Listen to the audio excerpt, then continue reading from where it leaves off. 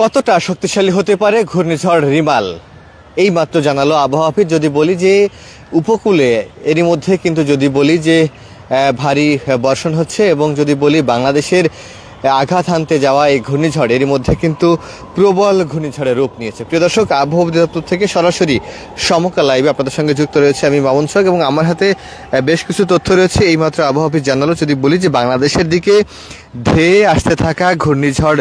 Remal আরও শক্তি সঞ্চয় করে প্রবল ঘূর্ণিঝড় এরই মধ্যে রূপ নিয়েছে এবং যদি বলি ঘন্টায় 120 কিলোমিটার বাতাসের যে শক্তি তারা নিয়েছে, এই ঘূর্ণিঝড় কিন্তু যেই ঘূর্ণিবায়ুর চক্রে পৌঁছে গেছে এবং যদি বলি যে বাংলাদেশের দক্ষিণ পশ্চিম উপকূলের 300 কিলোমিটারের মধ্যে অবস্থান করছে। অর্থাৎ প্রিয় দর্শক, আপনারা নিশ্চয়ই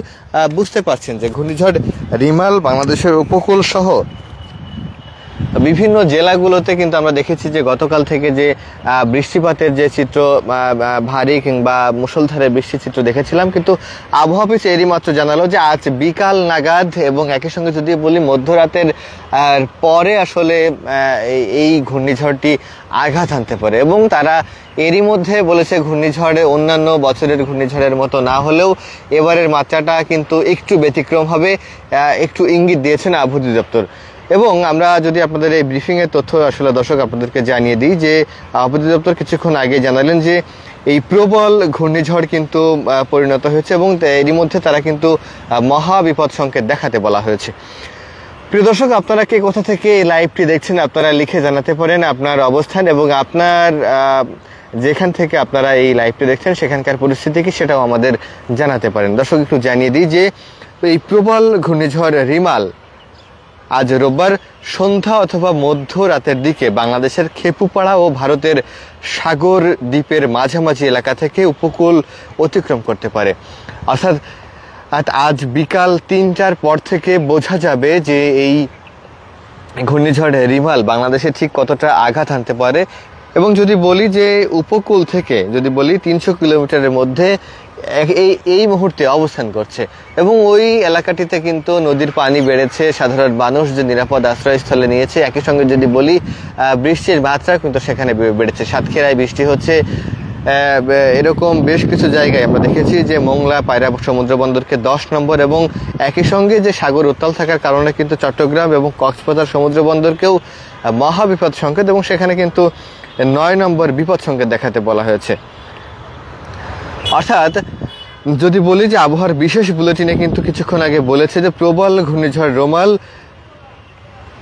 তার যে অবস্থান সেখানে কিন্তু প্রবল ঘূর্ণিঝড়ের রূপ নিয়েছে। কিছুক্ষণ আগে মিনিট 10 আগে আবহাওয়া অধিদপ্তর থেকে একটি বিজ্ঞপ্তি দেওয়া হয়েছে, সেই বিজ্ঞপ্তি এবং ব্রিফিংয়ে যেটা বলা হয়েছে সেটা যদি দর্শক আপনাদেরকে একটু জানাই। সেখানে বলা হচ্ছে যে সকাল 9টার কথা যদি বলে থাকি যে চট্টগ্রাম সমুদ্র বন্দর থেকে 380 কিলোমিটার দূরে অবস্থান করছে এবং কক্সবাজার সমুদ্র বন্দর থেকে 340 কিলোমিটার এবং দক্ষিণ পশ্চিমাংশে যদি বলি যে মোংলা সমুদ্র বন্দর থেকে 295 কিলোমিটার দক্ষিণে এবং যদি বলি পায়রা সমুদ্র বন্দর থেকে 265 কিলোমিটার দক্ষিণে অবস্থান করছিল এবং এটি আরও উত্তর দিকে অগ্রসর হয়ে আজ সন্ধ্যা অথবা মধ্যরাত, বারবারই তারা বলছে সন্ধ্যা অথবা মধ্যরাতে মোংলার খুব কাছাকাছি অর্থাৎ সাগর আইল্যান্ড খেপুপাড়া উপকূল অতিক্রম করতে পারে এবং সেই ওই অঞ্চলগুলোতে কিন্তু প্রবল বৃষ্টিপাত, ভারী বর্ষণ এবং বেশ ক্ষয়ক্ষতির সম্ভাবনা রয়েছে বলে কিন্তু আবহাওয়া অধিদপ্তর জানিয়েছে। এবং যদি বলি যে বাংলাদেশের উপকূলীয় এলাকায় প্রবল ঘূর্ণিঝড়ের অগ্রভাগের প্রভাবে দমকা হাওয়া সহ বৃষ্টি শুরু হয়েছে। প্রবল ঘূর্ণিঝড়ের কেন্দ্রের যদি বলি 64 কিলোমিটারের মধ্যে বাতাসের একটানা সর্বোচ্চ গতিবেগ ঘন্টায় 90 কিলোমিটার থাকবে।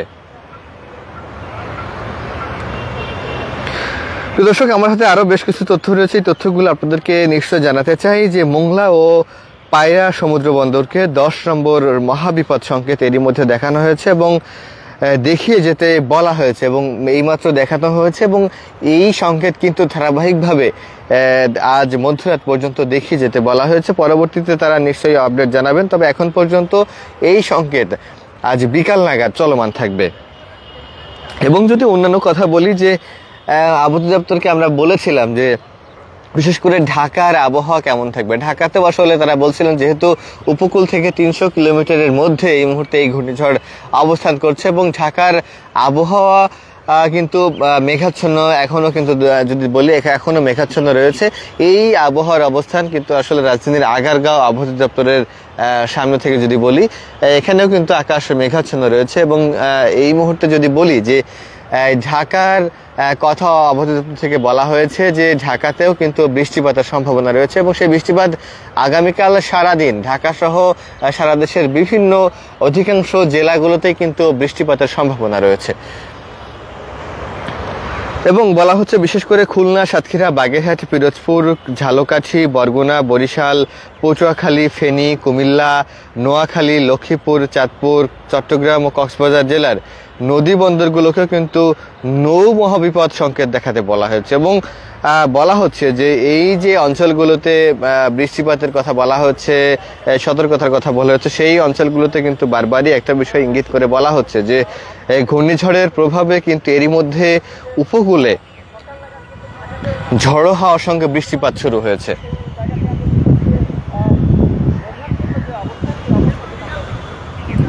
তবে বর্তমানে যদি বলে থাকি বর্তমান পরিস্থিতির কথা, তারা যেটি জানিয়েছে সাংবাদিকদেরকে, যে তারা বলছেন যে বর্তমান উত্তরমুখী গতিপথ অব্যাহত থাকলে প্রবল ঘূর্ণিঝড় রিমাল